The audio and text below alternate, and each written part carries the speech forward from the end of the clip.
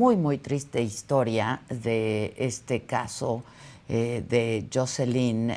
Vamos a hacer contacto con Eunice Rendón, ella es experta en migración, ha estado con nosotros muchísimas veces para conocer tu opinión. Si hay hoy más que nunca antes, Eunice, esta discriminación, ¿no? Y este dolor por parte de los latinos que toca ahora hasta niños que no quieren ir a la escuela o que sus padres no los quieren incluso ni mandar a la escuela. Eunice, ¿cómo estás? Buenos días. Hola, ¿cómo estás, Adela? Buenos días.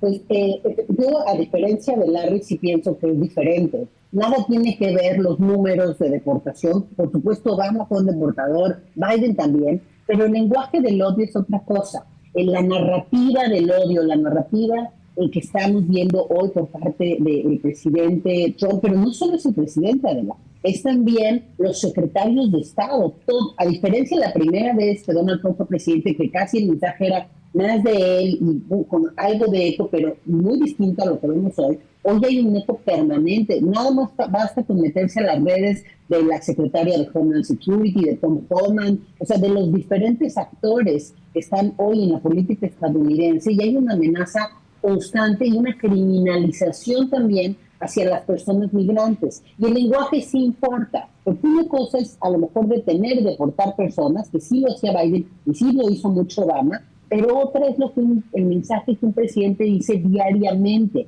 Y eso claro que impacta por ejemplo, en aquel, efectivamente el racismo ya existía.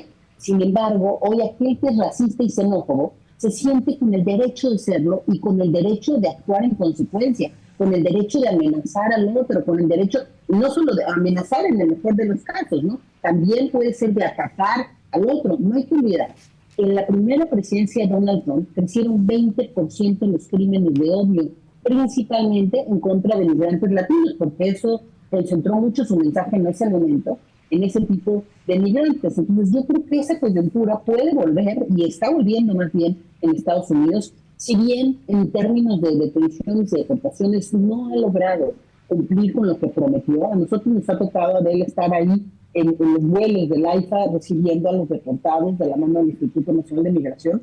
Y efectivamente, la mayoría de la gente que está llegando en este momento, el 85%, son personas que en el intento de ingresar los detuvieron y los regresaron.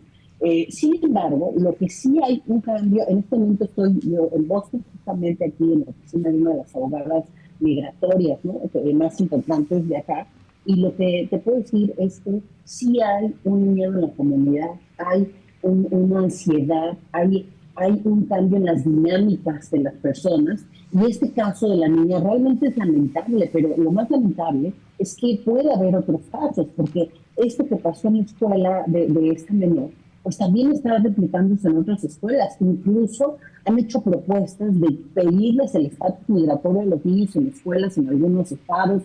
En Missouri, por ejemplo, también legisladores están proponiendo dar $1,000 a aquellos que reporten a migrantes indocumentados. Entonces, todo eso empieza a cambiar la dinámica comunitaria de una forma muy importante. Hay una amenaza constante. Bueno, hoy veía que el Tom Homan está fronterizo, incluso amenazando a la gobernadora de Arizona, que la va a detener porque no está permitiendo las detenciones, ¿no? En Mississippi también vimos algo similar, que los legisladores republicanos están proponiendo recompensar con $1,000 a quienes denuncian a migrantes indocumentados. Y el peligro de esto de él es que se está instrumentalizando a la comunidad para el ejercicio del poder opresivo. Y creo que ese es el gran peligro. Entonces convertimos a los vecinos en informantes, y esto, ¿cuál es la consecuencia? Una desintegración de la confianza en las comunidades, por supuesto ansiedad y miedo. Y bueno, esto de las escuelas, repito, no solamente lo que vimos con el caso de Jocelyn, que es desgarrador lo que dicen sus padres, incluso el tema de que ya ella había ido con alguien de la escuela al saber de este tipo de bullying, que hay otras compañeritas que también habían sufrido este bullying y no pasó nada. Pero no solamente es Jocelyn, sino vemos en Oklahoma también está esto que yo mencionaba, la propuesta de solicitar el estatus migratorio también de los niños.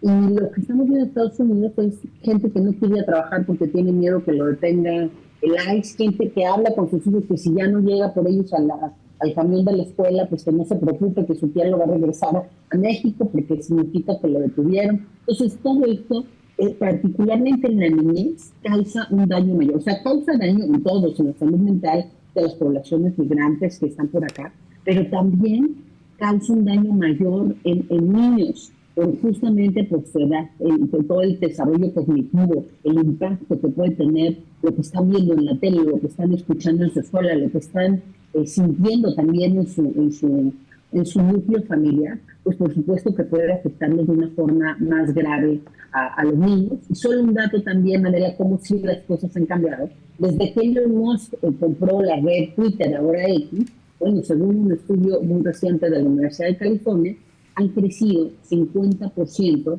los mensajes de odio en esta red y 70% los me gusta a este tipo de mensajes. Y aunque pareciera que eso no impacta en ningún lado, claro que impacta porque normaliza la violencia, no es inofensivo. El discurso del odio en redes también influye en la percepción de los usuarios y normaliza la discriminación y afecta, por supuesto, el trato hacia las personas que son atacadas.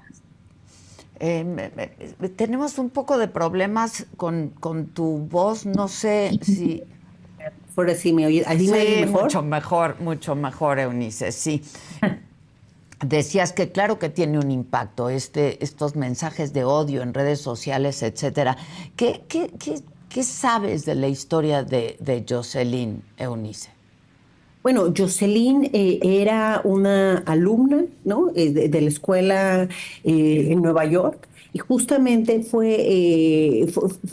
tenía una dinámica de bullying antes perdón, en Texas, antes del hecho particular. Sus padres, ambos padres son mexicanos, era una niña de 11 años y que pues termina suicidándose justo a inicios de este mes y los padres mencionan incluso que no sabían que ella había sido acosada en la escuela por el estatus migratorio que tenía su familia, pero repito, hay otras compañeritas que las mamás han dado ciertas entrevistas o los padres y también han de alguna forma ratificado que también sus hijos sufrieron de este tipo de bullying. Sabemos también que sus padres pues están destrozados, que era una niña como que ellos la describen como una niña dulce, amorosa, que incluso pues tocaba también instrumentos musicales, particularmente la trompeta francesa. Entonces pues era una niña que se había desarrollado, que llegó desde pequeña a Estados Unidos y se había desarrollado en ese país, pero a partir de la llegada de Donald Trump, que empieza a escuchar primero pues el miedo seguramente en su familia de la deportación y de este tipo como de operativos que está haciendo el ICE, ¿no? Porque además hay que decirlo, Adela, hay lugares como Texas en donde pues la gente peligra más, esa es la realidad. Sí. Hoy Texas no solamente tiene un gobierno federal como es el de Trump, sino tiene también un gobierno estatal como es el de Greg Abbott, y eso pues también le agrega peligro, ¿no? O sea, hay lugares en donde los migrantes están más seguros. Texas, desafortunadamente, además del gobierno estatal y federal,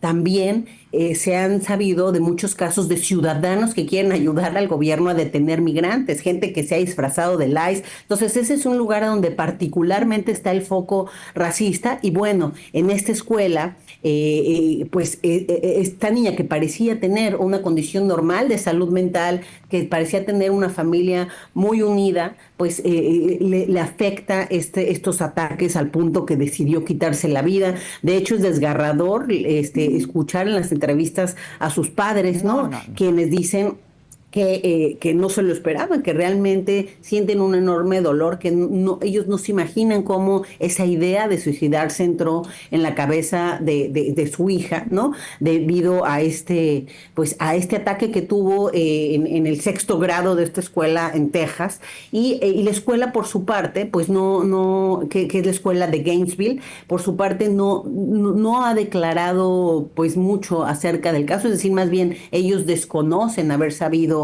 justamente de este bullying, pero repito, se están llevando a cabo ciertas investigaciones, incluso pues grupos de presión en Estados Unidos y promigrantes, pues están pidiendo que haya un análisis real del caso, de si fue, porque parece que la niña fue a la consejería de la escuela a reportar que había este tipo de ataques contra ella y bueno, al final la escuela tampoco logró proteger a Jocelyn, pero no se trata, repito, solo de Jocelyn. ¿Cómo vamos a lograr en estos estados, en estos núcleos donde el racismo y donde la xenofobia y donde este tipo de mensajes de odio están penetrando, cómo vamos a lograr proteger a los niños, a las personas? También, Adela, Trump pasó una ley hace 3 semanas de la mano de los legisladores, la Rinkley, y esta ley Linder-Rinkley lo que hace es que permite detenciones en lugares que antes no se permitían. Y todo esto agrega, digamos, mayor presión a la comunidad migrante. Incluso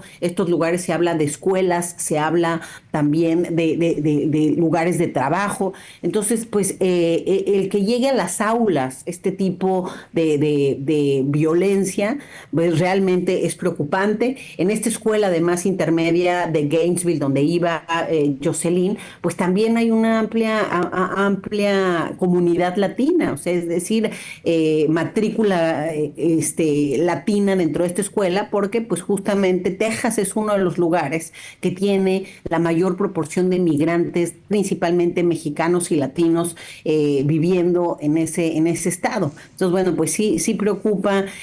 Para una niña de 6º grado esto fue demasiado, Sí, ¿no? Al no, punto que decidió esto, y creo que se vienen todavía cosas pues más difíciles en algunas, en algunas ciudades. Está la amenaza incluso de ir también a la ciudad de Santuario y la amenaza constante que se da a través de estos mensajes del gobierno de Donald Trump diciendo que los migrantes son criminales, que son basura, que hay que deportar a todos. Entonces, pues esto me parece que tiene que ser tomado en cuenta, de cómo también desde la perspectiva de la niñez esto está afectando su salud mental y cognitiva, y por supuesto en casos extremos como el de Jocelyn, pues la llevó hasta la muerte, ¿no? sí. Y repito, una de las mamás también había mencionado que su hija llegó igual que Jocelyn llorando semanas anteriores por ataques similares. Entonces, este es un caso que terminó muy trágico, pero sí creo que debe servir también para prevenir otros casos y sobre todo para alertar que el mensaje de odio definitivamente no está ayudando, y esto es muy importante, no afecta solo a los migrantes o a la gente indocumentada. La narrativa de odio afecta a las comunidades, afecta también a personas estadounidenses, porque Estados Unidos es un país que ha crecido y se ha fortalecido de una comunidad migrante, es un país diverso y es un país intercultural, y esto, y tenemos además Estados Unidos y México, lo que más compartimos, o sea, compartimos frontera, un montón de temas, pero lo que más compartimos son familias binacionales. Sí. Todas estas familias mixtas binacionales hoy están pues con este temor. Entonces también afecta a los estadounidenses, ¿no? El mensaje y el discurso del odio. Eunice, como siempre, te agradezco mucho, te mando un abrazo y espero verte pronto con mejores Muchas noticias. gracias a ti, Muchas gracias, Eunice, gracias. Bueno, el viernes pasado aquí les dimos a conocer